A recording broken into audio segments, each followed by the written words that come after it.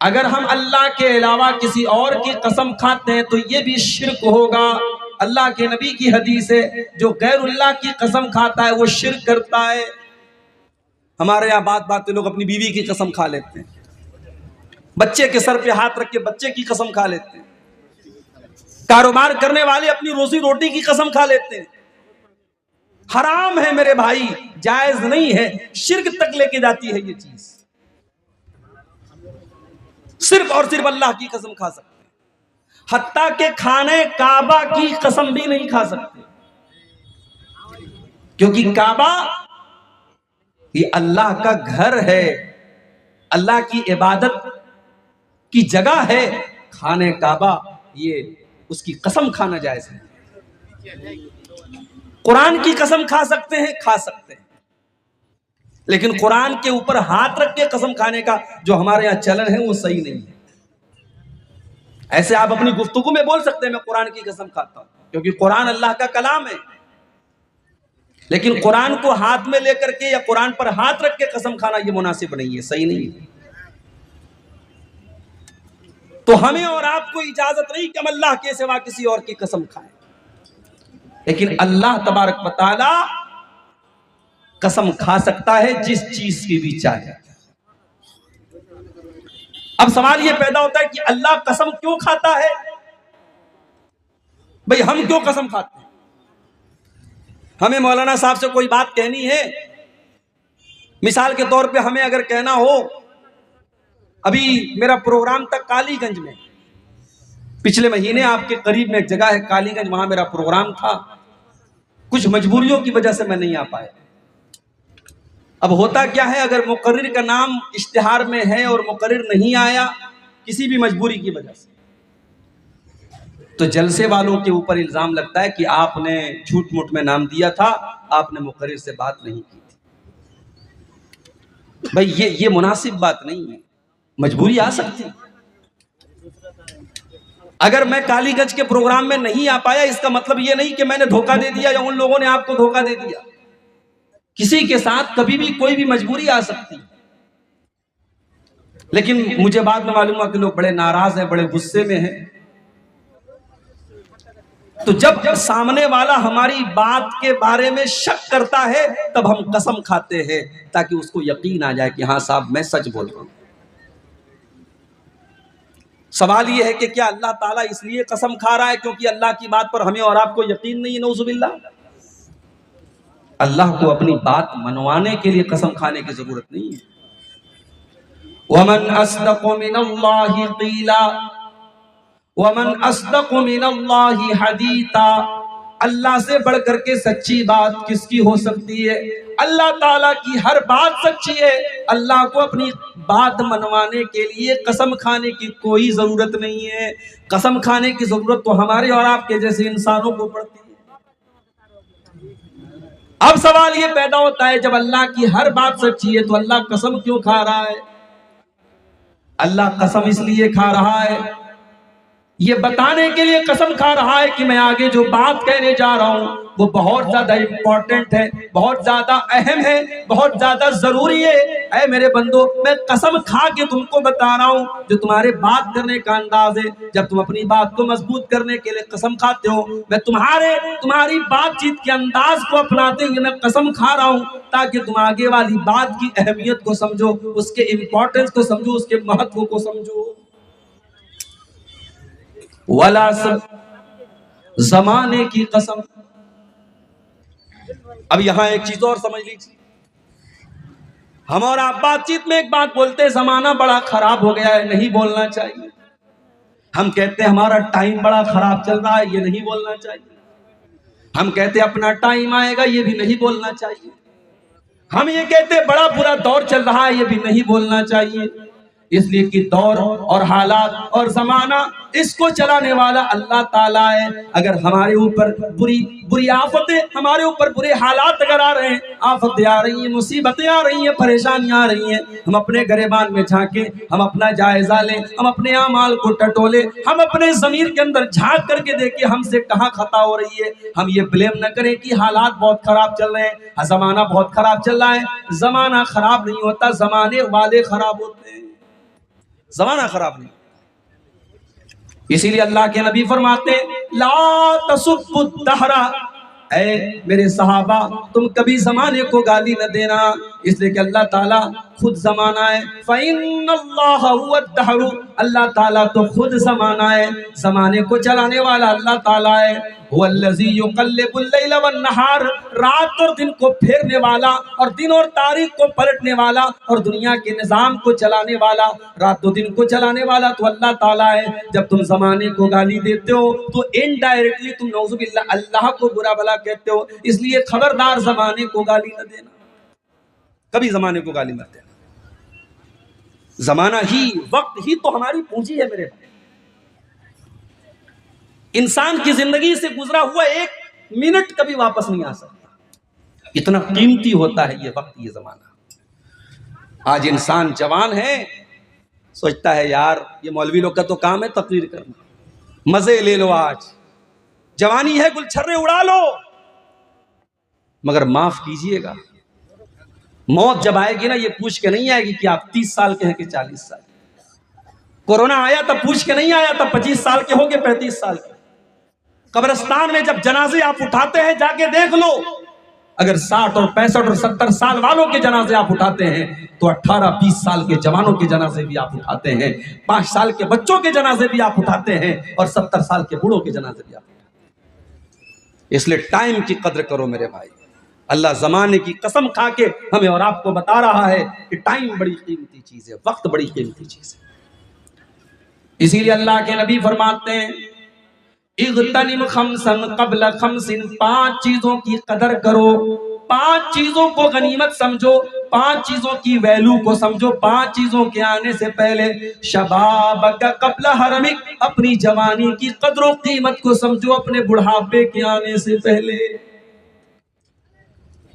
میرے پیارے بھائیوں، یہ جوانی اللہ کی بہت بڑی نعمت ہے جو ہمیں اور آپ کو ملی ہے. اس جوانی کا مس یوز نہ کرو، اس کو بدکاری میں نہ گزارو، اس کو عیاشی میں نہ گزارو، اس کو شراب نوشی میں نہ گزارو، اس کو حرام کاروبار میں نہ گزارو. اس جوانی کو اللہ کو راضی کرنے میں گزارو. رب کعبہ کی قسم، تم نے جوانی میں جو سجدے تم کرو گے اللہ کی بارگاہ میں 60 سال کے بعد جو سجدہ کیا جائے وہ سجدہ 20 سال کی عمر والے سجدے کے برابر نہیں ہو سکتا ہے. 20 سال کا جوان جب اللہ کی بارگاہ میں سجدہ کرتا ہے، جب 20 سال کا جوان راتوں میں اللہ کی عبادت کرتا ہے، اس نوجوان کی عبادت اللہ کو بہت پسند ہے. اسی لیے اللہ کے نبی فرماتے ہیں قیامت کے دن اللہ تعالیٰ اپنے عرش کا سایہ جن خوش نصیب بندوں کو دے گا، ان میں خوش نصیب وہ بھی ہوگا وَشَابٌ نَشَا فِي عِبَادَةِ اللَّهِ، وہ نوجوان جس کی جوانی اللہ کی عبادت میں گزری ہو. اللہ کے نبی نے یہ نہیں کہا وہ بوڑھا جس کی کا بڑھاپا اللہ کی عبادت میں گزرا. بڑھاپے کی عمر تو ایسی ہوتی ہے جب انسان کو یہ احساس ہونے لگتا ہے اب میرا قبر پیر میں لٹکا ہے، اب میرا پیر قبر میں لٹکا ہے، اب کبھی بھی میں اللہ کے ہاں جا سکتا ہوں، اب میرا ٹائم ختم ہو رہا ہے. وہ انسان آٹومیٹک نیکیوں کی طرف مائل ہوتا ہے اور برائیوں کا جذبہ کم ہوتا ہے. لیکن جوانی میں جب انسان کے اندر گناہ کرنے کی طاقت ہوتی ہے اور انسان کو شیطان زیادہ بہکاتا ہے اور گناہوں کے فتنے زیادہ اس کے ساتھ ہوتے ہیں، اس لیے نوجوانی میں اپنے آپ کو بچا کے رکھنا یہ زیادہ امپورٹنٹ ہے. تو اللہ کے رسول صلی اللہ علیہ وسلم کیا فرما رہے ہیں؟ شبابک قبل حرمک، اپنی جوانی کی قدر کرو اس سے پہلے کہ بڑھاپا آ جائے. وَصِحَتَكَ قَبْلَ سَقَمِكَ، اور اپنی تندرستی کی قدر کرو اس کے پہلے کہ تم بیمار ہو جاؤ. کورونا کا دور ختم، سرکار کا دعویٰ ہے کہ بھارت کے زیادہ تر لوگوں نے ویکسین لگوا لی، لیکن ابھی بھی حالات بہت اچھے نہیں ہیں میرے بھائیوں. اب حالات وہ ہیں، اب سرکار پلہ جھاڑ لے گی، لاک ڈاؤن لگانے کی تو ہمت اب کسی کے اندر نہیں ہے. ابھی بھی وائرس موجود ہے، بیماریاں موجود ہیں، اور ہم نے اپنی بنارس کی سرزمین پر کئی ایسے مریضوں کو پچھلے 2-3 مہینوں کے اندر دیکھا. بخار آیا، فیور آیا، ڈاکٹر کو دکھایا گیا، پلیٹلیٹ کی جانچ ہوئی، پلیٹلیٹ کم پایا گیا. اس کے پہلے کہ پلیٹلیٹ چڑھایا جاتا، اس کے پہلے کہ کنٹرول کیا جاتا، 24 گھنٹے کے اندر مریض اللہ کو پیارا ہو گیا. جتنے واقعات ایسے، بالکل ینگ آدمی، بالکل نوجوان آدمی بیمار ہوتا ہے اور انتقال کر جاتا ہے. ہم نہیں جانتے کون سا بخار جان لیوا بن جائے گا، ہم نہیں جانتے کون سی کھانسی جان لیوا بن جائے گی، ہم نہیں جانتے سینے کا کون سا درد ہارٹ اٹیک کی خبر لے کر کے آ جائے گا، ہم نہیں جانتے پیٹ کا کون سا درد نعوذ باللہ کینسر کی بیماری لے کے آ جائے گا۔ اگر اللہ نے آپ کو تندرست بنایا ہے، اگر اللہ نے آپ کو بیماریوں سے بچایا ہے، اللہ کا شکر ادا کرو میرے بھائی۔ کبھی جا کر کے ممبئی کے اندر کینسر ہاسپٹل میں جا کر کے دیکھو، آپ کے جیسے لوگ کتنے مریض ہیں جو کینسر کی بیماری میں مبتلا ہیں اور آج ممبئی کے ہاسپٹل کے چکر لگا رہے ہیں اور زندگی اور موت کی لڑائی لڑ رہے ہیں۔ اگر اللہ نے آپ کو اور ہمیں اللہ نے ان بیماریوں سے بچایا ہے تو اس نعمت کی قدر کرو۔ اللہ کے نبی فرما رہے ہیں وَصِحَّتَكَ قَبْلَ سَقَمِكَ، اپنی بیماریوں کے آنے سے پہلے اپنی تندرستی کی قدر کرو۔ اور تیسری چیز وَغِنَاكَ قَبْلَ فَقْرِكَ، اور اپنی دولت کی قدر کرو اس کے پہلے کہ تم فقیر ہو جاؤ، غریب ہو جاؤ۔ آج اللہ نے دولت دی ہے، آج آپ کے پاس بڑے بینک بیلنس ہیں، بڑی زمینیں ہیں، بڑی جائیداد ہے، بہت پیسہ آپ کے پاس ہے۔ آج حرام کاموں میں خرچہ کرنے کے لیے تو 2000 کی نوٹ آپ نکال لیتے ہیں اور لاکھوں کروڑوں خرچ کرنے کے لیے تیار ہو جاتے ہیں۔ ابھی بنارس میں ایک شادی ہوئی، لڑکی والوں نے یہ ڈیمانڈ کی، لڑکے والوں نے یہ ڈیمانڈ کی کہ ہمارے یہاں سے جب بارات جائے گی تو بہت اچھا لان بک ہونا چاہیے، ایک اچھا لان بک ہونا چاہیے۔ لڑکی والے بھی بڑے حیثیت والے، بڑے پیسے والے تھے۔ بنارس سے تھوڑا سا آؤٹر میں ایک بہت بڑا شادی کا لان بک کیا گیا اور مجھے بھائیوں نے بتایا کہ اس شادی کے لان کی ایک دن کی قیمت 8 لاکھ روپے ہے۔ 8 لاکھ روپے میں شادی کے لان بک کیے جا رہے ہیں۔ یہ اس قوم کے لوگ کر رہے ہیں جس قوم کی ایک بڑی تعداد آج بھوکوں مر رہی ہے، جس قوم کے بچے آج تعلیم سے پیچھے ہیں اور جس قوم کی ایک بڑی تعداد آج سر چھپانے کو چھت نہیں ان کے پاس۔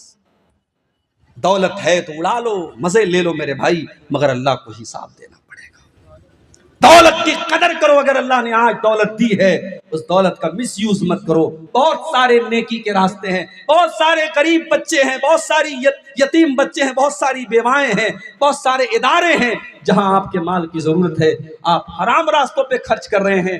ضروری نہیں ہے، ہم نے دیکھا ہے بڑے بڑے بادشاہوں کی اولاد آج بھیک مانگ رہی ہے، بڑے بڑے امیروں اور کروڑ پتیوں اور ارب پتیوں کو ہم نے روڈ پر آتے ہوئے دیکھا ہے، سڑک پتی ان کو بنتے ہوئے دیکھا ہے۔ اللہ کے رسول کہہ رہے ہیں کہ اپنی دولت کی قدر کرو اس کے پہلے کہ تم فقیر ہو جاؤ۔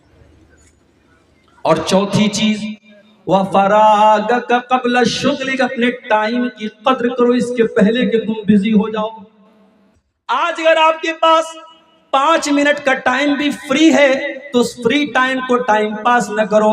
اس 5 منٹ میں قرآن کی تلاوت کر سکتے ہو، اس 5 منٹ میں کوئی اچھی تقریر سن سکتے ہو، اس 5 منٹ میں کسی دینی کتاب کا مطالعہ کر سکتے ہو، اس 5 منٹ کو اپنی ماں کے پاس بیٹھ کر کے ماں کی حال چال لے سکتے ہو، اس 5 منٹ میں اپنے بچوں کے پاس بیٹھ کر کے بچوں کی صحیح تربیت کر سکتے ہو، اس 5 منٹ کے ذریعے اپنے باپ کے پاس بیٹھ کر کے اپنے باپ کی کچھ خدمت کر سکتے ہو۔ اس 5 منٹ کی بھی قدر کرو، وہ 5 منٹ بھی تم کو آگے کی زندگی میں نصیب نہیں ہوگا۔ جیسے جیسے زندگی آگے بڑھتی چلی جائے گی تم اپنی مصروفیات میں بزی ہوتے چلے جاؤ گے، مصروف ہوتے چلے جاؤ گے۔ اگر تمہارے پاس فری ٹائم ہے، اگر تمہارے پاس فرصت ہے، اگر تمہارے پاس وقت ہے، اللہ کے پیارے نبی صلی اللہ علیہ وسلم فرما رہے ہیں وَفَرَاغَكَ قَبْلَ شُغْلِكَ، اپنے ٹائم کی قدر کرو اس کے پہلے کہ تم بزی ہو جاؤ۔ اور 5ویں چیز وَحَيَاتَكَ قَبْلَ مَوْتِكَ، اور اپنی زندگی کی قدر کرو اس کے پہلے کہ موت آ جائے، اس کے پہلے کہ تم آج تو اپنی 4 ویلر پر اور اپنی مہنگی 30-40 لاکھ کی گاڑیوں پر تم سفر کرتے ہو، تمہارے گاؤں میں تمہاری گاڑیوں کی دھوم ہے، تمہاری دولت کی دھاک ہے۔ اس سے پہلے کہ وہ دن آ جائے جب فارچونر پہ چلنے والا، جب مہنگی گاڑیوں پر چلنے والا، جب کروڑ پتی بنگلے میں رہنے والا، جب 4 لوگوں کے کندھے پر سوار ہو کر کے قبرستان جائے گا، اس دن کے آنے کے پہلے تم تیاری کر لو میرے بھائی۔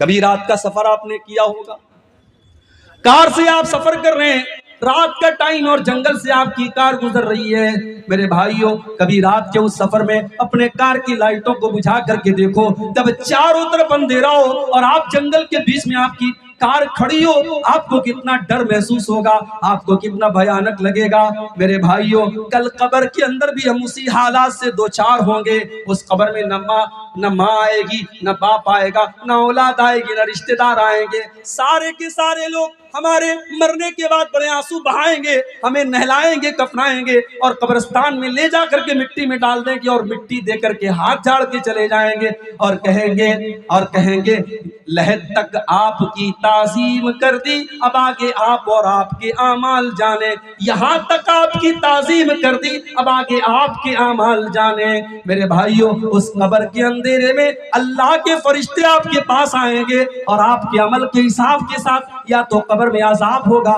یا قبر میں جنت کی کھڑکی کھول دی جائے گی۔ اب یہ آپ کو طے کرنا ہے کہ آپ اس زندگی میں کیا کرنے والے ہیں۔ اللہ کے پیارے نبی فرماتے ہیں وَحَيَاتَكَ قَبْلَ مَوْتِكَ، اپنی زندگی کی قدر کرو اس سے پہلے کہ موت آ جائے۔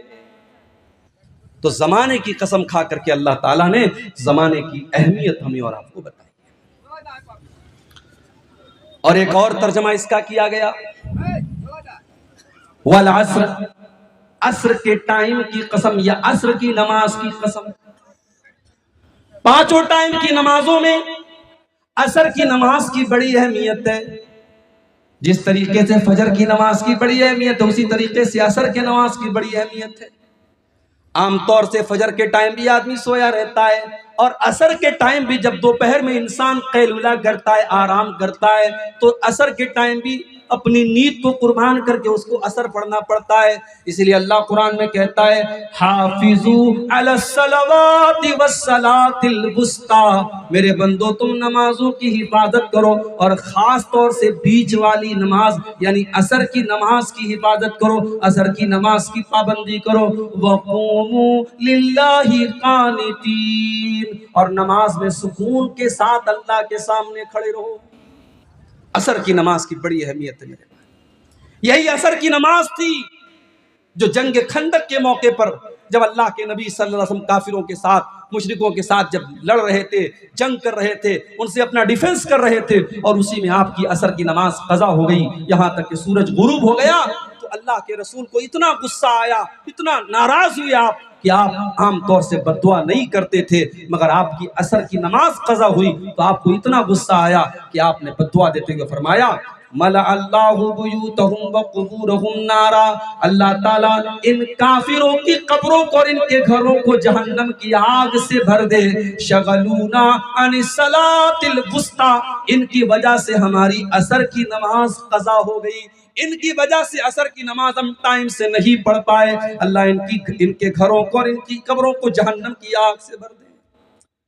تو عصر کی نماز کی قسم کھا کر کے اللہ تعالیٰ عصر کی نماز کی اہمیت بتا رہا ہے، اور جب عصر کی نماز آپ کو پڑھنا ہے تو ظاہر ہے جو انسان عصر کی نماز پڑھے گا، جو فجر کی پڑھے گا، وہ پانچوں ٹائم کی پڑھے گا، پانچوں ٹائم کی پڑھے گا، وہ نماز کا پابند ہوگا۔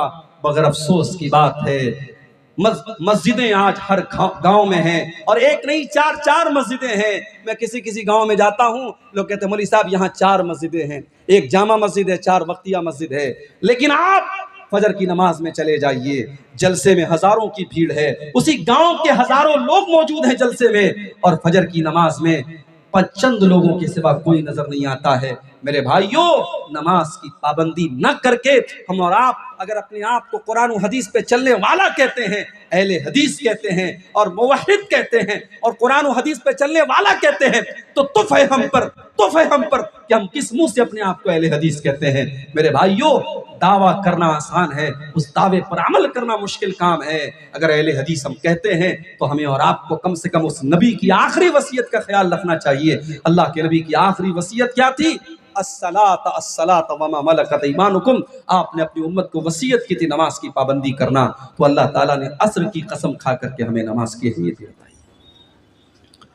اس کے بعد فرمایا ان الانسان لفی خسر، بے شک تمام کے تمام انسان خاص خسارے میں ہے، گھاٹے میں ہے، نقصان میں ہے۔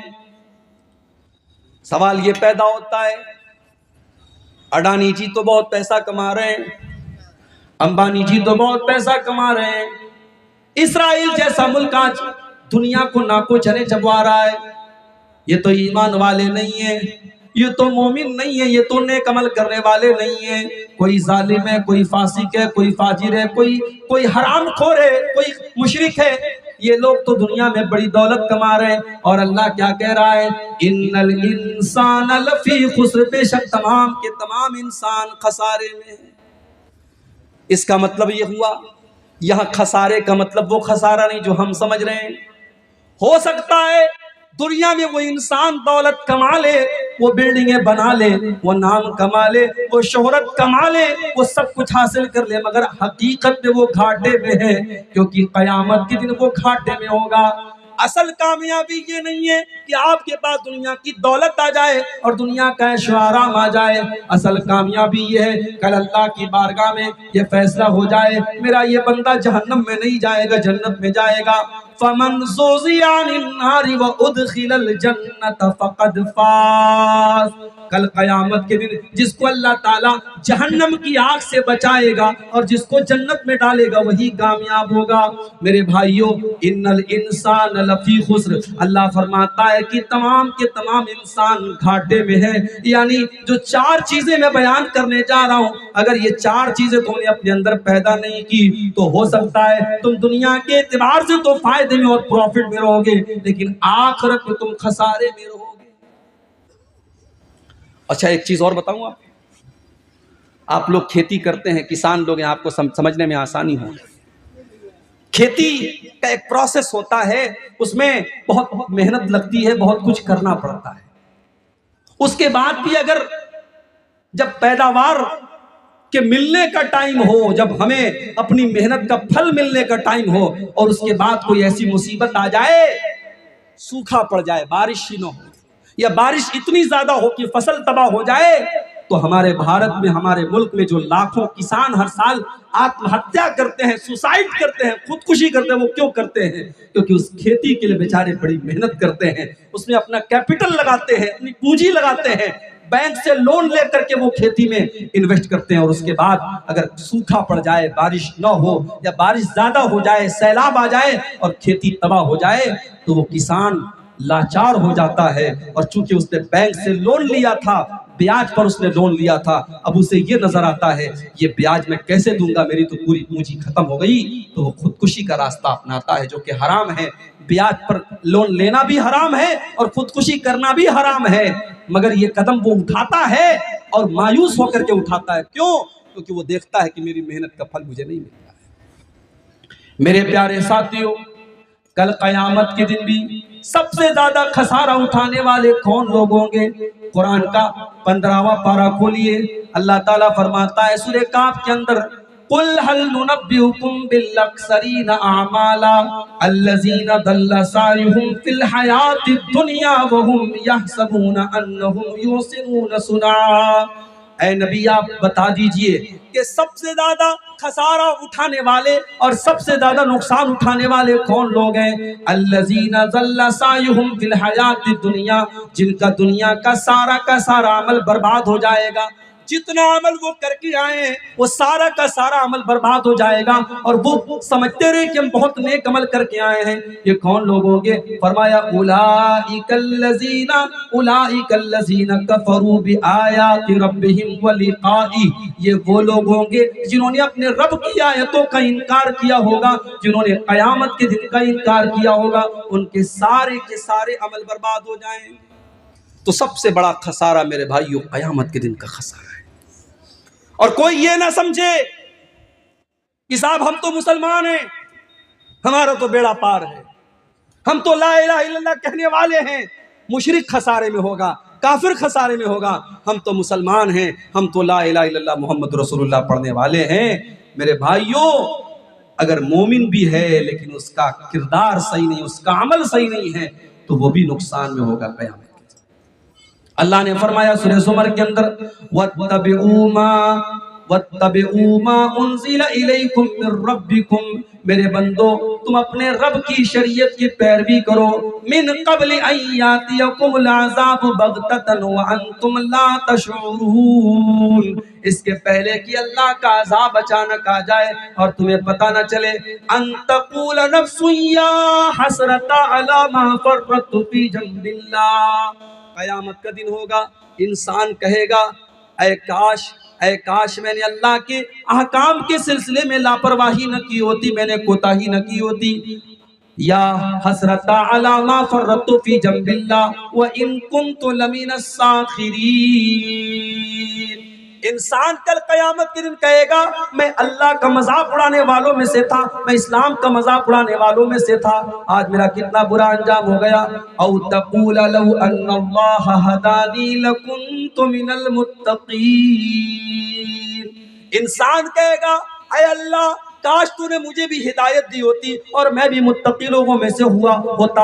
او تقول لو ان لی کرتن، انسان کہے گا اے اللہ کاش ایک مرتبہ مجھے دوبارہ دنیا میں جانے کا موقع دے دیا جائے تو میں بھی اچھا عمل کر کے تجھ کو راضی کر لوں۔ میرے پیارے بھائیوں، یہ مومن اور مسلمان اپنے آپ کو کہنے والا بھی کل قیامت کے دن پچھتائے گا اگر اس کی زندگی اللہ اور اس کے رسول کے حکام کے خلاف گزری۔ مسلمان نام ہے آپ کا، مسلمان نام ہے ہمارا، بے پردگی ہمارے یہاں ہو رہی ہے، زناکاری ہمارے یہاں ہو رہی ہے، حرام خوری ہمارا نوجوان کر رہا ہے، جوا ہمارا نوجوان کھیل رہا ہے، شراب ہمارا نوجوان پی رہا ہے، اور تمام حرام کام ہمارے یہاں ہو رہے ہیں، اور ہم صاحب اسی خیال میں مگن ہے کہ صاحب ہم تو مسلمان ہیں، ہمارا تو بیڑا پار ہے۔ قرآن کی آیتیں بتا رہے کہ نہیں، زبان سے دعویٰ کر لینے سے کام نہیں بنے گا، خسارے میں تو وہ لوگ بھی ہوں گے جنہوں نے ایمان کا دعویٰ کیا ہوگا مگر ان کا عمل گڑبڑ ہوگا۔ ان الانسان لفی خسر، بے شک انسان گھاٹے میں۔ اب چار چیزیں اللہ نے بیان کی، الا الذین آمنوا، مگر وہ لوگ گھاٹے میں نہیں ہیں جو ایمان والے ہیں، وعملوا الصالحات، اور نیک عمل کرنے والے ہیں، وتواصوا بالحق، اور حق بات کی تبلیغ کرنے والے ہیں، وتواصوا بالصبر، اور صبر کی تبلیغ کرنے والے ہیں۔ اب ان چاروں چیزوں پر ہم تھوڑی سی روشنی ڈالتے ہیں تاکہ اس صورت کو ہم اچھے طریقے سے سمجھیں۔ ایمان کس کو کہتے ہیں؟ ایمان کس چیز کا نام ہے؟ آئیے اپنے نبی سے چل کے پوچھتے ہیں ایمان کس کو کہتے ہیں۔ ایک مرتبہ حضرت جبریل علیہ السلام انسانی شکل میں آتے ہیں اور صحابہ کے سامنے بیٹھ کر کے اللہ کے نبی سے سوالات کرتے ہیں تاکہ صحابہ کو دین کی موٹی موٹی باتیں سمجھ میں آ جائیں۔ اسی میں حضرت جبریل سوال کرتے ہیں اے اللہ کے نبی، اے محمد صلی اللہ علیہ وسلم، ایمان کس چیز کا نام ہے؟ آپ نے فرمایا ان تؤمن باللہ وملائکتہ وکتبہ ورسلہ، ایمان یہ ہے تم اللہ کے اوپر ایمان لاؤ، اس کے فرشتوں کے اوپر ایمان لاؤ، اس کی کتابوں کے اوپر ایمان لاؤ، اس کے رسولوں کے اوپر ایمان لاؤ، والیوم الاخر، اور قیامت کے دن کے اوپر ایمان لاؤ، والقدر خیرہ وشرہ، اور تقدیر کے اوپر ایمان لاؤ۔ اب میں آپ سے پوچھتا ہوں بھائی یہ ایمان کے 6 ارکان ہیں، اللہ پر ایمان لانا، اس کے فرشتوں پر ایمان لانا، اس کی کتابوں پر ایمان لانا، اس کے رسولوں پر ایمان لانا، اور قیامت کے دن پر ایمان لانا، اور تقدیر پر ایمان لانا۔ یہ ایمان کے 6 ارکان ہیں، 6 پلرز ہیں۔ اب میں آپ سے پوچھتا ہوں کیا آپ ان 6 چیزوں پر ایمان رکھتے ہیں؟ آپ کہیں گے جی مولانا صاحب بالکل رکھتے ہیں۔ سوال یہ ہے اللہ پر ایمان لانے کا کیا مطلب؟ اللہ پر ایمان لانے کا کیا مطلب؟ کیا زبان سے یہ کہہ دینا کہ میں اللہ پر ایمان لایا کیا کافی ہے؟ نہیں، جو انسان اللہ پر ایمان لائے گا وہ اللہ سے ڈرے گا، وہ اللہ پر بھروسہ کرے گا، وہ دنیا کے کسی بھی کونے میں چلے جائے گا، اس کو جب مدد کی ضرورت پڑے گی وہ اللہ کو پکارے گا۔ اس کو معلوم ہے کہ اللہ کا نیٹ ورک کہیں پر فیل نہیں ہوتا ہے۔ مچھلی کے پیٹ میں حضرت یونس نے جس اللہ کو پکارا تھا، مچھلی کے پیٹ کا اندھیرا تھا، رات کا اندھیرا تھا، اور سمندر کے پانی کا اندھیرا تھا، اور 3 اندھیروں میں یونس علیہ السلام نے کس کو پکارا تھا؟ فنادا فی الظلمات اللہ الہ الا انت سبحانک انی کنت من الظالمین۔ آج بڑے افسوس کی بات ہے، میرے پاس بہت سارے کیس ایسے بھی آتے ہیں، لڑکی اہل حدیث گھر کی ہے، لڑکی اہل حدیث گھر کی ہے، باپ بھی اہل حدیث، ماں بھی اہل حدیث، خاندان بھی اہل حدیث، لڑکی کے اوپر جادو کا معاملہ ہے، جن کا معاملہ ہے، لڑکی الٹی سیدھی حرکتیں کر رہی ہیں اور گھر والے پریشان ہیں۔ گھر والوں کو کسی نے بتایا فلاں بابا کی درگاہ پہ چلے جاؤ، فلاں مزار کے اوپر لے کے چلے جاؤ، آپ کی بچی ٹھیک ہو جائے گی۔ ان کو لگا یہ بہت بڑی مصیبت ہے، ہماری جوان بیٹی کی شادی نہیں ہو پا رہی ہے، اس کا رشتہ نہیں لگ پا رہا ہے۔ انہوں نے اپنی بچی کو لے جا کے اس قبر کے اوپر، اس مزار کے اوپر وہ لے کے گئے، اور مزار کے اوپر ایک ڈھونگی بابا بیٹھا ہے، اس نے مور کے مورچل سے آپ کی بیٹی کے بدن پر اس نے پھیر دیا، آپ کی بیٹی گھر آئی اور صحیح ہو گئی۔ آپ کو لگا کہ مزار پہ جا کے میری بیٹی صحیح ہو گئی۔ یہ اہل حدیث گھروں میں بھی یہ چیز ہونے لگی ہے میرے بھائیوں۔ انتؤمن باللہ، اللہ کے اوپر ایمان رکھنے والا اپنی بیٹی کی موت تو گوارا کر سکتا ہے، اپنے بچوں کی بیماری تو گوارا کر سکتا ہے، اپنے آپ کو جلا دینا تو گوارا کر سکتا ہے، مگر شرک کی گندگی میں اور شرک کے دلدل میں جانا کبھی پسند نہیں کرے گا۔ اسی لیے اللہ کے نبی نے فرمایا تھا لا تشرک باللہ، تم اللہ کے ساتھ کبھی شرک نہ کرنا، وَإِن قُتِلْتَ وَحُرِّقْتَ، تمہیں قتل کر دیا جائے، تمہیں جلا دیا جائے، تب بھی تم شرک مت کرنا۔ اسی لیے ہم کہتے ہیں جب رشتہ کیا کرو تو صرف خوبصورتی مت دیکھا کرو، رشتہ کیا کرو تو صرف برادری مت دیکھا کرو، رشتہ کیا کرو تو صرف اسٹیٹس مت دیکھا کرو، رشتہ کیا کرو تو دینداری دیکھا کرو۔ ہم نے کتنے اہل حدیث گھروں کے اندر دیکھا کہ وہاں پہ بدعتی گھروں سے لڑکیاں آتی ہیں اور بڑے شوق سے لوگ ان کو بہو بنا کے لاتے ہیں، اس کے بعد وہ لڑکی جب اس گھر میں آتی ہے اپنے شوہر کو ایسی پٹی پڑھاتی ہے کہ اس کا شوہر بھی بدعتی ہو جاتا ہے، قبر پرست ہو جاتا ہے، اس کے بچے تعویذ پہننے والے ہو جاتے ہیں۔ اس کے گھر میں جہاں کبھی شرک و بدعت نہیں ہوا کرتا تھا، اس گھر سے شرک و بدعت کا کام ہونے لگتا ہے۔ میرے بھائیوں، جب رشتہ ناتا کیا کرو، جب شادی کیا کرو تو یہ دیکھا کرو کہ وہ خاندان کیسا ہے، وہ گھر کیسا ہے، کہیں وہاں شرک تو نہیں ہو رہا ہے، کہیں وہاں بدعت تو نہیں ہو رہی ہے۔ اگر شرک و بدعت ہو رہی ہے تو اس گھر سے ہوشیار رہو میرے بھائیوں، اس گھر میں رشتہ کرنے سے پرہیز کرو۔ اللہ کے نبی فرماتے ہیں اللہ کے اوپر ایمان لاؤ، جب اللہ کے اوپر ایمان لائے ہو تو اپنی توحید کو مضبوط کرو، اللہ کے بارے میں جانو۔ میرے بھائیوں، آپ نے رات رات بھر تقریریں سنی ہیں، مگر اللہ کے بارے میں جو موٹی موٹی باتیں ہیں، اللہ کی ذات کے بارے میں ہمارا کیا عقیدہ ہونا چاہیے، اللہ کی صفات کے بارے میں ہمارا کیا عقیدہ ہونا چاہیے، یہ جلسوں میں تقریروں میں یہ باتیں نہیں ہو سکتی ہیں، نہیں ہوتی ہیں۔ آپ مسجدوں میں چھوٹے چھوٹے درس رکھیں اور اپنے علاقے کے علماء سے فائدہ اٹھائیں اور اللہ کے بارے میں جاننے کی کوشش کریں۔ اگر آپ اللہ کے اوپر ایمان رکھتے ہیں تو اللہ کو جانیں۔ اس کے بعد دوسری چیز وَمَلَائِكَتِهِ، ہم اللہ کے تمام فرشتوں کے اوپر بھی ایمان رکھتے ہیں۔ اللہ کے بہت سارے فرشتے ہیں، ہمیں تو سب کا نام بھی نہیں پتا، ہم جبریل کو جانتے ہیں، ہم اسرافیل کو جانتے ہیں، میکائیل کو جانتے ہیں، بہت سارے فرشتے ہیں جن کا نام بھی ہمیں نہیں پتا، فرشتوں کی کتنی سنکھیا ہم کو یہ بھی نہیں پتا، اتنی تعداد میں فرشتے ہم کو ان کی تعداد بھی نہیں معلوم، مگر ہاں ہم یہ عقیدہ رکھتے ہیں کہ فرشتے بھی اللہ تعالیٰ کی مخلوق ہیں، فرشتے اللہ کی مخلوق ہیں، فرشتے اللہ کے حکم کے بغیر کچھ نہیں کر سکتے۔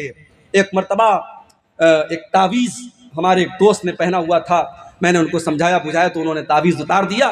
جب تعویذ کو اتار کر کے میں نے تعویذ کو کھولا ہے تو تعویذ کے اندر ایک چھوٹا سا کاغذ لکھا تھا، کاغذ رکھا تھا، اور اس کاغذ پہ آپ یقین کریں اس کاغذ پہ فرشتوں کا نام لے کر کے ان کو پکارے، یا جبریل یا اسرافیل یا میکائیل یا اسرائیل، اس تعویذ کے اندر اللہ کے فرشتوں کو پکارا گیا تھا۔ میرے بھائیوں، فرشتوں کو اگر کوئی اپنی مصیبتوں میں پکارتا ہے، فرشتے اللہ کے بندے ہیں، اللہ کی مخلوق ہیں، ان کو پکارنے والا مشرک ہے، مصیبتوں میں اللہ مدد کرتا ہے۔ اللہ کے فرشتے اللہ کے حکم کے بغیر کچھ نہیں کر سکتے، وہ تو اللہ کے معصوم بندے ہیں، فرشتے گناہ نہیں کرتے، فرشتے نافرمانی نہیں کرتے، فرشتے کل قیامت کے دن اللہ کی بارگاہ میں اللہ کے حکم سے اور اللہ کی اجازت سے اللہ کے کچھ بندوں کے بارے میں سفارش کریں گے، مگر جب تک اللہ اجازت نہیں دے دے گا وہ سفارش بھی نہیں کر سکتے۔ یہ ہمارا فرشتوں کے بارے میں عقیدہ ہونا چاہیے۔ اور فرشتے جس طریقے سے ہم مٹی سے پیدا ہوئے ہیں اور جنات آگ سے پیدا ہوئے ہیں، اسی طریقے سے فرشتے نور سے پیدا ہوئے ہیں۔ یہ فرشتوں کے بارے میں موٹی موٹی باتیں ہمیں معلوم ہونی چاہیے۔ اس کے بعد اللہ کی کتابوں پر ایمان رکھتے ہیں۔ اللہ نے بہت ساری کتابیں دنیا میں اتاری، موسیٰ علیہ السلام پر تورات اتاری، عیسیٰ علیہ السلام پر انجیل اتاری، داؤد علیہ السلام پر زبور اتاری، ہم ان کتابوں پر ایمان رکھتے ہیں، مگر ہم یہ بھی ایمان رکھتے ہیں قرآن کریم اللہ کی آخری کتاب ہے، اور قرآن سے پہلے جتنی کتابیں آئی تھی اب قرآن نے ان سب کو منسوخ کر دیا ہے۔ اب قرآن کے آنے کے بعد ان کتابوں پر عمل نہیں کیا جائے گا، ان کتابوں کے اندر تحریف ہو چکی ہے، ان کے اندر چینجنگ ہو چکی ہے۔ ایک مرتبہ حضرت عمر فاروق رضی اللہ تعالیٰ عنہ تورات کا ایک نسخہ لاتے ہیں اور تورات کو پڑھنے لگتے ہیں. اللہ کے نبی کے سامنے وہ تورات کو پڑھنے لگتے ہیں. اللہ کے پیارے نبی کا چہرہ غصے سے لال ہو جاتا ہے. حضرت ابوبکر صدیق کہتے ہیں سکیلت کا سوا کے لیا عمر، اے عمر تیرا ستیہ ناش ہو جائے، اے عمر تیرا تجھے گم کرنے والی گم کر دے، تیرا ستیہ ناش ہو جائے. اما ترى ما بوجه رسول اللہ، کیا تو اللہ کے رسول کا چہرہ نہیں دیکھ رہا ہے؟ حضرت عمر فاروق نے نظر اٹھائی اور دیکھا کہ اللہ کے نبی کا چہرہ غصے سے لال ہے. انہوں نے تورات کا وہ نسخہ وہیں پر زمین پر ڈال دیا اور بڑے ادب سے کہا رضیت باللہ ربا وبمحمد رسولا وبالاسلام دینا. اے اللہ کے نبی، میں اللہ کو اپنا رب مانتا ہوں، میں محمد صلی اللہ علیہ وسلم کو اللہ کا رسول مانتا ہوں، میں اسلام کو اللہ کا دین مانتا ہوں. آپ نے فرمایا اے عمر والذی نفسی بیدہ، اس اللہ کی قسم جس کے ہاتھ میں میری جان ہے، لو کان موسیٰ حیا، اگر آج حضرت موسیٰ علیہ السلام بھی زندہ ہوتے، ما وسعہ الا اتباعی، تو موسیٰ علیہ السلام کو بھی میری پیروی کرنی پڑتی. موسیٰ علیہ السلام بھی محمد رسول اللہ کے آنے کے بعد اب اپنی شریعت نہیں چلا سکتے، ان کو محمد رسول اللہ کی شریعت پر عمل کرنا پڑے گا. اسی لیے ہمارا یہ عقیدہ ہے کہ قیامت کے پہلے جب عیسیٰ علیہ السلام دنیا میں آئیں گے تو وہ بھی کوئی نئی شریعت لے کر کے یا اپنی شریعت لے کر کے نہیں آئیں گے. وہ قیامت کے پہلے آئیں گے، وہ دجال کو قتل کریں گے، وہ زمین میں عدل و انصاف کو قائم کریں گے، مگر وہ امت محمدیہ کی حیثیت سے رہیں گے. وہ اسی امت کے پیچھے نماز پڑھیں گے، وہ ایک نبی کی حیثیت سے اور ایک شریعت لانے کی حیثیت سے دنیا میں نہیں آئیں گے. تو ہم اللہ کی ساری کتابوں پر ایمان رکھتے ہیں اور اللہ کے سارے رسولوں پر بھی ہم ایمان رکھتے ہیں. رسولوں کی تعداد کتنی ہمیں نہیں معلوم. بعض روایات میں 1,24,000 کی گنتی آئی ہے، مگر وہ روایتیں صحیح نہیں ہیں، ضعیف ہیں. ہم یہ عقیدہ رکھتے ہیں کہ اللہ نے ان گنت نبی دنیا میں بھیجے ہیں، لیکن ہم ساتھ میں یہ عقیدہ بھی رکھتے ہیں کہ آخری نبی اور آخری رسول جناب محمد رسول اللہ صلی اللہ علیہ وسلم ہیں. اب آپ کے بعد دنیا میں کوئی نبی نہیں آئے گا. آپ سے پہلے جتنے نبی آئے ہم سارے رسولوں پر ایمان رکھتے ہیں، سب کو اللہ کا نبی مانتے ہیں. مگر اب قیامت تک اگر شریعت چلے گی اور قانون چلے گا اور لا اگر چلے گا اور ویدھان اگر چلے گا تو جناب محمد رسول اللہ صلی اللہ علیہ وسلم چلے گا. ہم اس بات پر بھی ایمان رکھتے ہیں. اسی طریقے سے قیامت کے دن کے اوپر بھی ہم ایمان رکھتے ہیں. قیامت کے بارے میں جتنی باتیں قرآن و حدیث کے اندر آئی ہم تمام باتوں پر ایمان رکھتے ہیں. اور یہاں ایک بات نوٹ کر لیجئے، جس طریقے سے قیامت کے دن پر ایمان رکھنا ضروری ہے، اسی طریقے سے برزخ کے اوپر بھی ایمان رکھنا ضروری ہے. کچھ لوگ قبر کے عذاب کو نہیں مانتے. کچھ لوگ کہتے ہیں صاحب جب انسان مر جائے گا، مٹی میں مل جائے گا، تو اب سیدھے قیامت کے دن اٹھے گا، قبر میں کوئی عذاب نہیں ہوتا. کچھ لوگ عذاب قبر کا انکار کرتے ہیں. یاد رکھو میرے بھائی، عذاب قبر قرآن سے بھی ثابت ہے اور اللہ کے نبی کی حدیثوں سے بھی ثابت ہے. اور جو قبر کے عذاب کو نہیں مانتا ہے وہ حقیقت میں قیامت کو بھی نہیں مانتا ہے. عذاب قبر کو ماننا بھی قیامت پر ایمان کا ایک حصہ ہے. اس لیے عذاب قبر کو ماننا، قیامت کے دن جو اللہ کا میزان ہوگا اور میدان حشر ہوگا اور اسی طریقے سے پل صراط ہوگا، جو قیامت کے دن کی جتنی ڈیٹیل بتائی گئی ہے، کبھی انشاءاللہ آپ کے علاقے میں ایک موضوع اس پر ہوگا.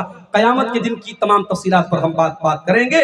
ہمیں اور آپ کو اس پر بھی ایمان رکھنا ضروری ہے. اللہ کے نبی نے فرمایا کہ والیوم الآخر، آپ کو قیامت کے دن کے اوپر بھی ایمان رکھنا ضروری ہے. اور چھٹی چیز کیا ہے؟ والقدر خیرہ وشرہ، اور تقدیر کے اوپر ایمان رکھنا ضروری ہے.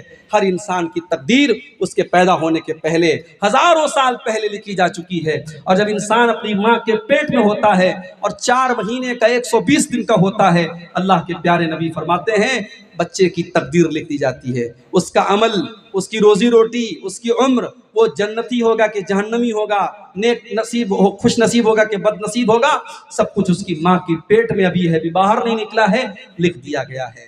تقدیر پر ایمان ہمارا ہونا چاہیے میرے بھائی. اور جس کا تقدیر پر ایمان ہوگا وہ کسی سے حسد نہیں کرے گا، کسی سے جلن نہیں کرے گا. ارے جب میرا تقدیر پر ایمان ہے، عبد الغفار کے حصے کی روزی عبد الرحمن نہیں لے سکتا، عبد الرحمن کے حصے کی روزی عبد الغفار نہیں لے سکتا. ہمارا جب تقدیر پر ایمان ہوگا، ہم اپنے بھائی سے حسد نہیں کریں گے. ہم کسی کی دولت دیکھ کر، کسی کی شہرت دیکھ کر، کسی کی عزت دیکھ کر ہمارے دل میں حسد پیدا نہیں ہوگا، کیونکہ ہمارا تقدیر پر ایمان ہے. تو یہ ایمان کے 6 ارکان ہیں میرے بھائی.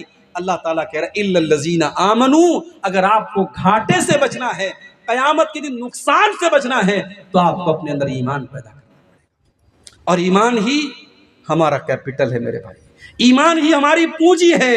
قیامت کے دن ہم اللہ کے پاس جب جائیں گے، ہمارے پاس دنیا میں بہترین بلڈنگ ہو نہ ہو، ہم جھوپڑی میں رہتے ہوں، غریب ہوں، فقیر ہوں، لیکن اگر ایمان کے ساتھ جائیں گے تو ہمارا بیڑا پار ہو جائے گا، اور ایمان نہیں ہوگا تو کروڑوں ارب پتی ہو کے ہم جائیں گے، ہم برباد ہو جائیں گے۔ اللہ نے قرآن کی 3 پارے کی آخری آیت میں فرمایا ان الذين كفروا وماتوا وهم كفار فلن يقبل من احدهم ملء الارض ذهبا۔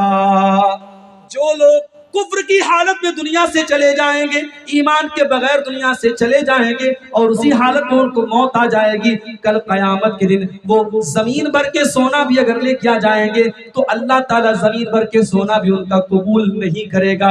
وَلَوِ افْتَدَى بِهِ، وہ زمین بھر کے سونا بھی اگر لے کے آ جائیں گے، اللہ اپنے عذاب سے ان کو نہیں بچائے گا۔ أُولَٰئِكَ لَهُمْ عَذَابٌ أَلِيمٌ وَمَا لَهُم مِّن نَّاصِرِينَ۔ اللہ فرماتا ہے ان کو جہنم کے عذاب میں ڈالا جائے گا اور وہاں ان کی کوئی مدد کرنے والا نہ ہوگا۔ میرے بھائیو، اس ایمان کی دولت کی قدر کرو۔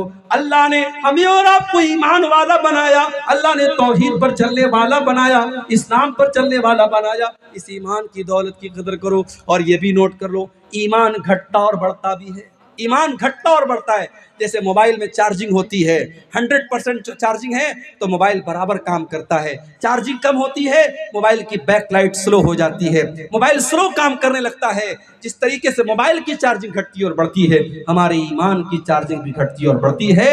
اب یہ ایک الگ ٹاپک ہے، ایمان کس چیز سے گھٹتا ہے، ایمان کس چیز سے بڑھتا ہے۔ میں مثال کے طور پر، ایگزامپل کے طور پر ایک چیز بتا دوں کہ قرآن پڑھنے سے اور قرآن سننے سے ایمان بڑھتا ہے۔ اللہ نے فرمایا انما المؤمنون الذين اذا ذكر الله وجلت قلوبهم، مومن تو وہ لوگ ہیں جب اللہ کا نام لیا جاتا ہے تو ان کے دل کانپ جاتے ہیں۔ وَإِذَا تُلِيَتْ عَلَيْهِمْ آيَاتُهُ زَادَتْهُمْ ایمانا، اور جب اللہ کی آیتیں ان کے اوپر پڑھی جاتی ہیں، جب قرآن کی آیتیں ان کے سامنے پڑھی جاتی ہیں، زادتہم ایمانا، تو ان کا ایمان بڑھ جاتا ہے۔ وَعَلَىٰ رَبِّهِمْ يَتَوَكَّلُونَ، اور وہ اپنے رب کے اوپر بھروسہ کرتے ہیں۔ تو ایمان گھٹتا اور بڑھتا ہے، گناہ کا کام کرنے سے گھٹتا ہے اور نیکی کا کام کرنے سے بڑھتا ہے۔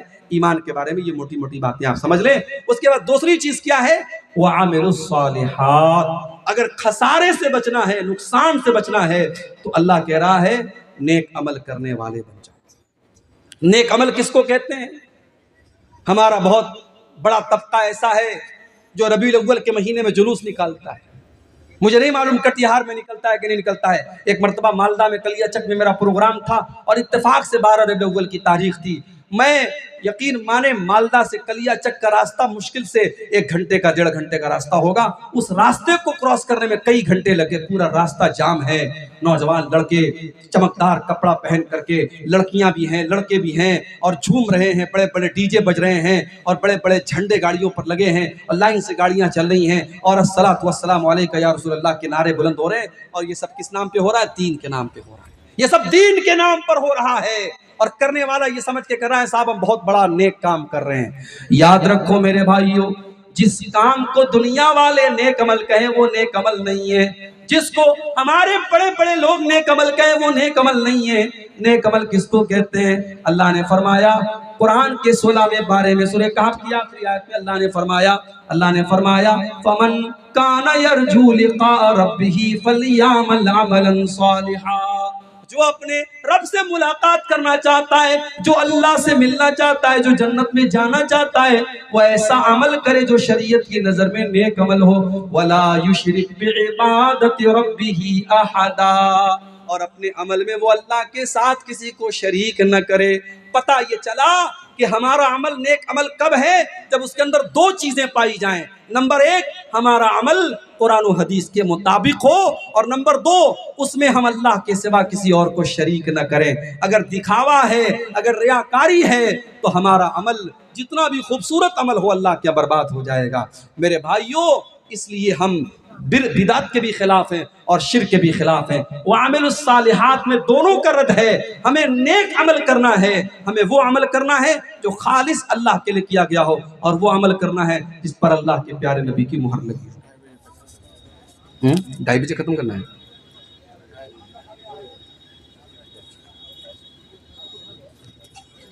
یہ سوالات آئے ہیں، میں اپنا موضوع پورا کر کے بھی تھوڑی دیر میں سوالات کا جواب دیتا ہوں انشاءاللہ۔ تو نیک عمل کرنے والا ہی اللہ کے گھاٹے اور نقصان سے بچے گا۔ اچھا، اب ایک بات اور ہے کہ بھائی اگر کوئی انسان بدعت کر رہا ہے، نبی کی محبت کے نام پہ کر رہا ہے، تو کل قیامت کے دن اس کا انجام کیا ہوگا؟ ایک حدیث آپ کو سناتا ہوں، پھر بات کو آگے بڑھاتا ہوں۔ قیامت کے دن اللہ کے نبی اپنی امت کے لوگوں کو کوثر کا پانی پلائیں گے۔ اب یہ کوثر کا پانی کیسا ہوگا؟ بس آپ اتنا سمجھ لیجئے کہ جو کوثر کا جام پی لے گا اس کو پھر کبھی پیاس نہیں لگے گی۔ اور اللہ کے نبی اپنے ہاتھوں سے ہمیں اور آپ کو کوثر کا جام انشاءاللہ پلائیں گے۔ دعا کیجیے اللہ ہمیں اپنے نبی کے ہاتھوں جام کوثر نصیب فرمائے، آمین۔ لیکن یہ کوثر کا جام بدعتیوں کو نصیب نہیں ہوگا۔ صحیح مسلم کی روایت ہے، اللہ کے پیارے نبی اپنی امت کے کچھ لوگوں کو جب کوثر کا جام پلانے لگیں گے تو فرشتے روک دیں گے۔ فرشتے کہیں گے اللہ کے نبی آپ ان کو پانی نہیں پلا سکتے، کوثر نہیں پلا سکتے۔ اللہ کے نبی فرمائیں گے یہ تو میری امت کے لوگ ہیں، یہ تو میرے ماننے والے لوگ ہیں، یہ تو میرا کلمہ پڑھنے والے لوگ ہیں، میرا نام لینے والے لوگ ہیں۔ فرشتے کہیں گے انک لا تدری ما احدثوا بعدک، اے محمد صلی اللہ علیہ وسلم آپ نہیں جانتے انہوں نے آپ کے بعد دین میں کون کون سے نئے نئے کام نکالے ہیں، انہوں نے دین میں کتنی بدعت و خرافات نکالی آپ نہیں جانتے۔ اس کا مطلب یہ ہوا کہ بدعتی قیامت کے دن دھتکار دیا جائے گا، اسے نبی کے ہاتھوں کوثر کا جام بھی نصیب نہیں ہوگا۔ اس لیے میرے بھائیوں اللہ سے دعا کرو اللہ ہمیں بدعت و خرافات سے محفوظ رکھے۔ الا الذین آمنوا وعملوا الصالحات۔ اور تیسری چیز کیا ہے؟ وَتَوَاصَوْا بِالْحَقِّ، اور نیک عمل کرنے کے بعد اس شریعت کی اس دین کے بارے میں دوسروں کو بتانا بھی ضروری ہے۔ اللہ نے اگر آپ کو توحید پر بنایا ہے، آپ کا کوئی بھائی شرک کر رہا ہے، آپ کا کوئی بھائی بدعت کر رہا ہے، آپ کا کوئی بھائی کوئی غلط کام کر رہا ہے، آپ کی ذمہ داری صرف اپنے آپ کو بچانا نہیں ہے، اپنے تمام بھائیوں کو بچانا ہے۔ آپ کو اللہ نے توحید کی ٹارچ دی ہے، اس ٹارچ کی روشنی میں آپ کو اپنی منزل تک جانا ہے، اور جس کو آپ بچا سکتے اس کو بچانا ہے۔ میری ماؤں بہنوں آپ کا بھی یہ کام ہے، آپ دوسروں کو، آپ اپنی بھی حفاظت کریں، اپنے ایمان کی بھی حفاظت کریں، اور دوسروں کو کوئی غلط کام کرتے ہوئے دیکھیں تو ان کو سمجھائیں۔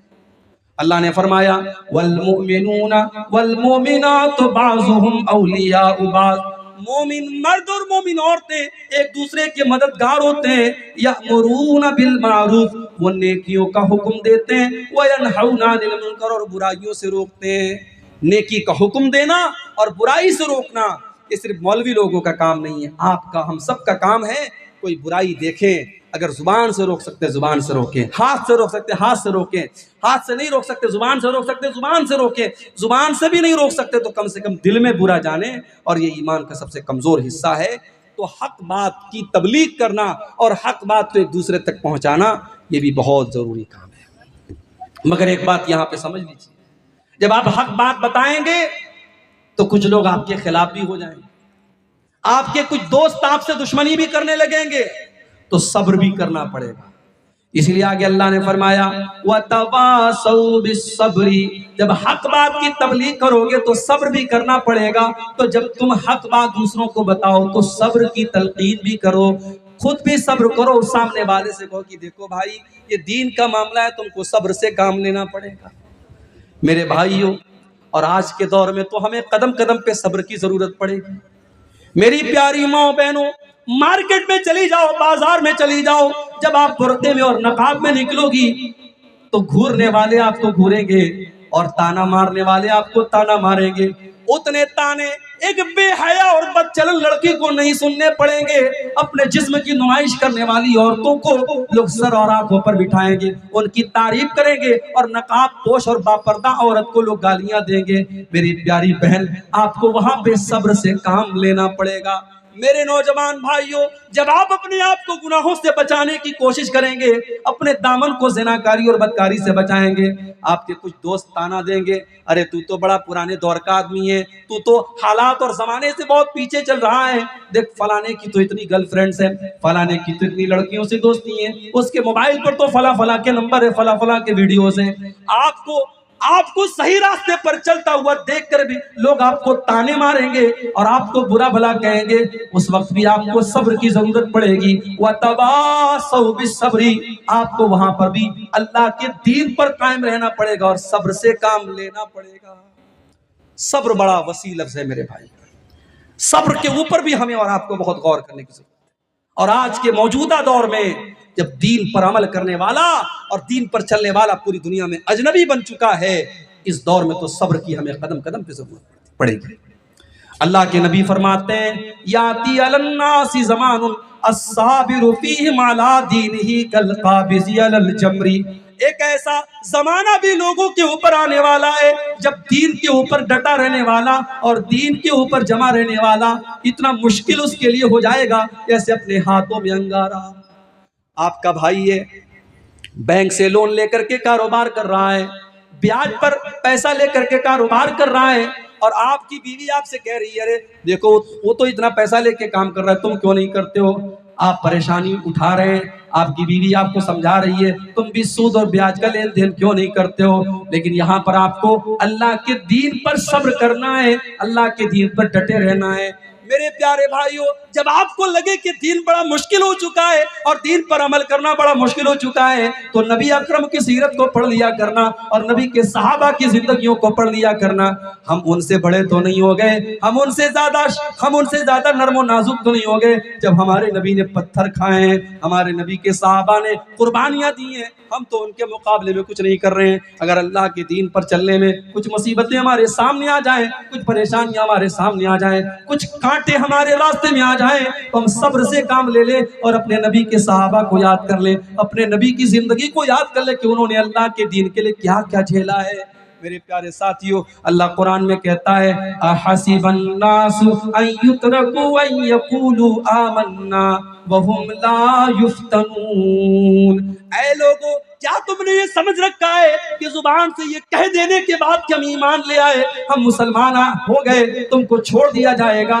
نہیں، ایسا نہیں ہو سکتا۔ جب تم ایمان لائے ہو تو تمہیں آزمایا جائے گا، تمہیں امتحان میں ڈالا جائے گا اور قدم قدم پر تمہارے راستے میں پریشانیاں آئیں گی۔ علامہ اقبال کہتے ہیں یہ شہادت گہے الفت میں قدم رکھنا ہے، یہ شہادت گہے الفت میں قدم رکھنا ہے، لوگ آسان سمجھتے ہیں مسلمان ہونا۔ میرے بھائیوں، یہ دین کا راستہ ہے، یہاں خواہشات کی قربانیاں تو آپ کو دینی پڑے گی، یہاں لوگوں کے تانے بھی آپ کو سننے پڑیں گے، یہاں زندگی کی بہت ساری سہولتوں سے اپنے آپ کو محروم کرنا پڑے گا، مگر ایک بات کا خیال رکھنا پڑے گا، جو اللہ کی نظر میں جائز ہے، جو رسول کی نظر میں جائز ہے، جو قرآن و سنت میں جائز ہے، ہمیں جائز کی لمٹ میں رہنا ہے، ہمیں ناجائز کی طرف نہیں جانا ہے۔ اور جس چیز کے بارے میں ڈاؤٹ ہو جائے، پتہ نہیں یہ حلال ہے کہ حرام ہے، پتہ نہیں یہ جائز ہے کہ ناجائز ہے، اس سے بھی اپنے آپ کو بچا کے رکھنا ہے۔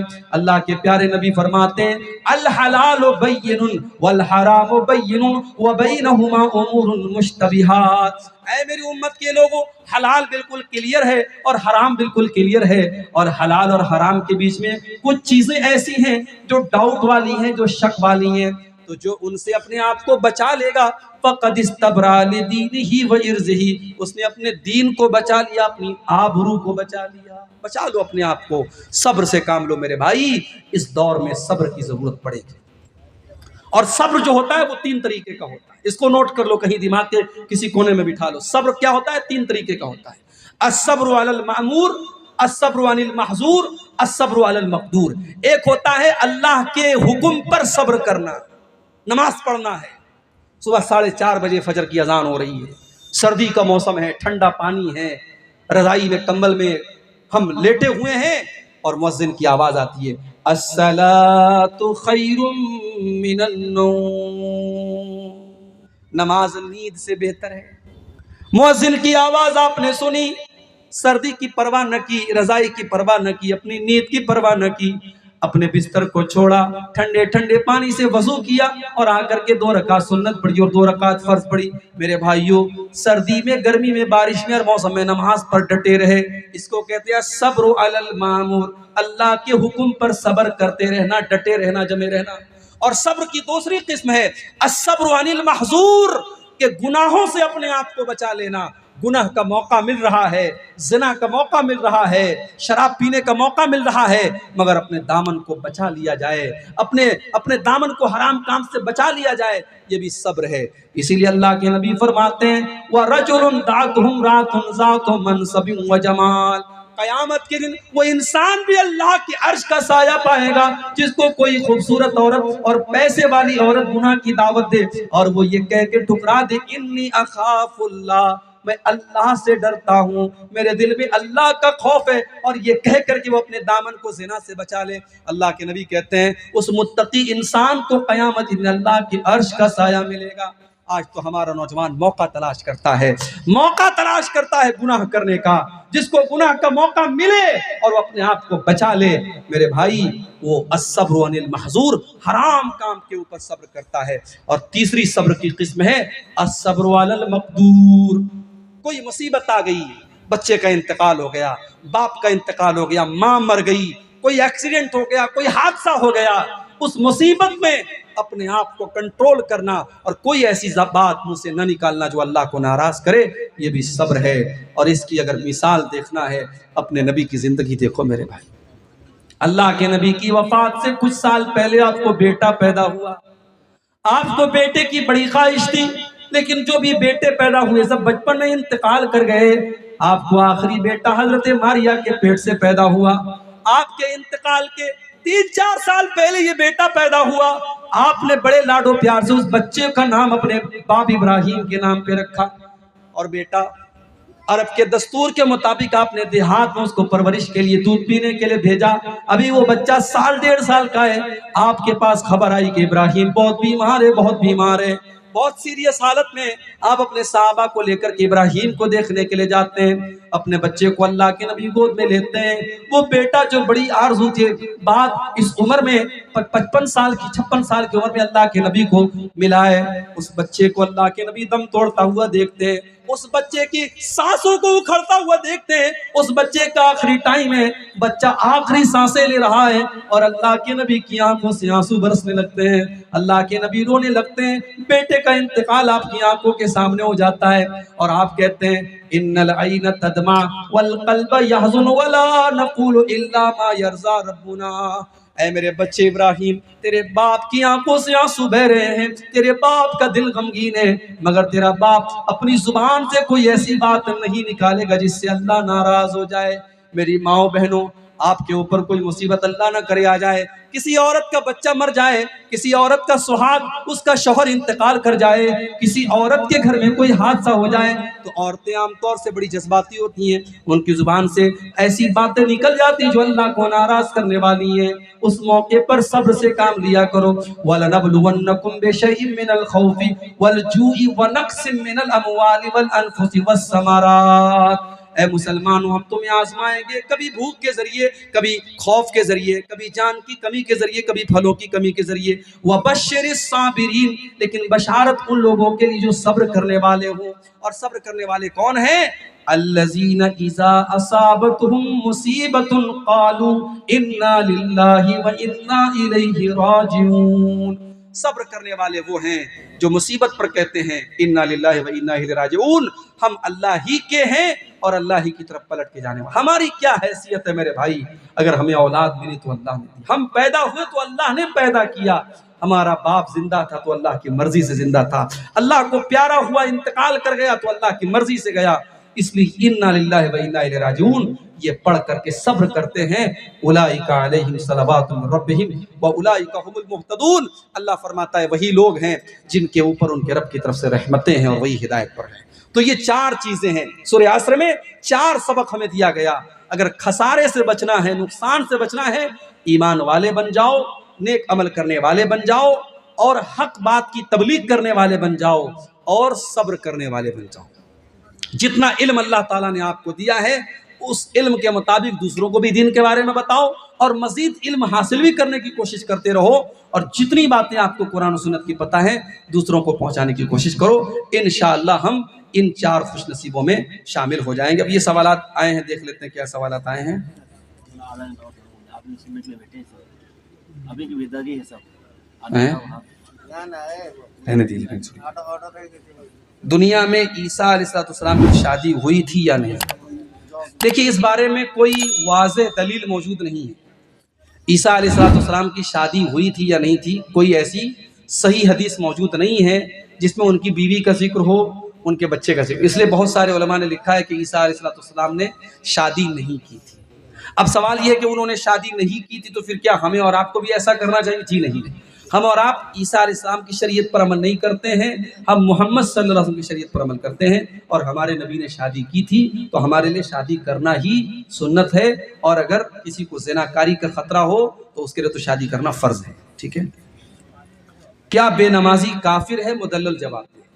اس بارے میں علماء کی دو الگ الگ رائے ہے. کچھ علماء نے تو یعنی بے نمازی جو نماز نہیں پڑھتا ہے اس کو مطلق طور پہ کافر کہا ہے، مگر زیادہ تر علماء کا یہ موقف ہے کہ اگر انسان سستی اور کاہلی کی وجہ سے نماز نہیں پڑھتا ہے تو وہ کافر نہیں ہے، مسلمان ہے، گنہگار ہے. ہاں اگر کوئی انسان نماز کی فرضیت کا انکار کرتا ہے یا بالکل کبھی نماز نہیں پڑھتا ہے، ایک دم کلی طور پر نماز کو چھوڑے ہوئے ہے، تو پھر اس انسان کو مومن کہنا مشکل ہے. وہ انسان کفر کی حد تک پہنچ چکا ہے، الا یہ کہ وہ توبہ اور استغفار کر لے.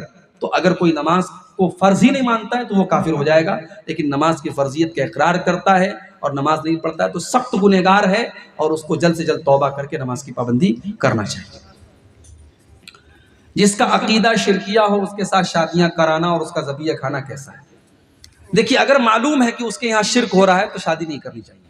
اور ذبیحہ کی جہاں تک بات ہے، اب یہ بڑا ٹیڑھا مسئلہ ہے. اب آپ اگر یہ شرط لگائیں گے کہ بھائی ہمارا قصائی وہی ہو اور گوشت کاٹنے والا وہی ہو جو پکا توحید پر ہو، تو بہت مشکل ہے. آپ کو اگر یہ معلوم ہے کہ وہ مسلمان ہیں تو اگر اس کے عقیدے میں کچھ خرابیاں ہیں بھی، اس نے اگر اللہ کا نام لے کے ذبح کیا ہے اور ظاہری طور پر وہ مسلمان ہے تو اس کا ذبیحہ کھا سکتے ہیں. ہاں جو ظاہری طور پر بھی مسلمان نہ ہو، کافر ہو، مشرک ہو، اس کا ذبیحہ بالکل نہیں کھا سکتے. لیکن اگر کوئی ظاہری طور پر مسلمان ہے، اب اس کے عقیدے میں کچھ شرکیہ چیزیں ہیں، تو وہ اللہ تعالیٰ کے یہاں اس کی پکڑ ہوگی اور وہ جواب دے گا، لیکن اس کا ذبیحہ آپ کھا سکتے ہیں کیونکہ وہ بہرحال کلمہ گو ہے اور مسلمان ہے. لڑکے کی شادی اگر اس کے والدین نہ کرائیں تو وہ کیا کریں؟ بھائی کوئی ہے دکھی آدمی ہے تو اس کے والد صاحب اگر سن رہے ہو تو بھائی اس کی تھوڑا توجہ دیں اس کے اوپر. اس کو ایسے لڑکے کو چاہیے کہ وہ جو ہے کچھ ایسی حرکتیں کرے کہ اس کے باپ کو لگے، کبھی کبھی اپنے باپ کا جوتا پہن لے، اس کا کرتا پہن لے، اس کے باپ کو لگے ہاں بیٹا میرا بڑا ہو گیا. اور باپ کو بھی یہ سوچنا چاہیے کہ جب بیٹا بڑا ہو گیا، شادی کے قابل ہو گیا تو اس کی شادی کرا دیں. ٹھیک ہے. اور اس معاملے میں بعض جگہوں پہ بڑی لاپرواہی ہوتی ہے. لڑکیاں، لڑکے تو کہہ بھی دیتے ہیں کبھی کبھی، لڑکیاں بیچاری مارے شرم کے کہتی نہیں. لڑکیوں کی عمر 25 سال 30 سال ہو جاتی ہے اور لڑکی کے ماں باپ بلا وجہ کی فالتو کی شرطوں کی وجہ سے لڑکیوں کی شادی کو ٹالے رہتے ہیں اور یہاں تک کہ ان کی عمر نکلتی رہتی ہے. گنہگار ہوں گے ایسے ماں باپ. لڑکیوں کی اور لڑکوں کی شادی میں بلا وجہ تاخیر کرنے والے ایسے ماں باپ گنہگار ہوں گے. یہ بہت بڑا گناہ وہ کر رہے ہیں. تو اگر ایسے کوئی والدین ہیں تو وہ اس معاملے میں لاپرواہی نہ کریں اور لڑکے لڑکی کی شادی صحیح وقت پہ کر دیں.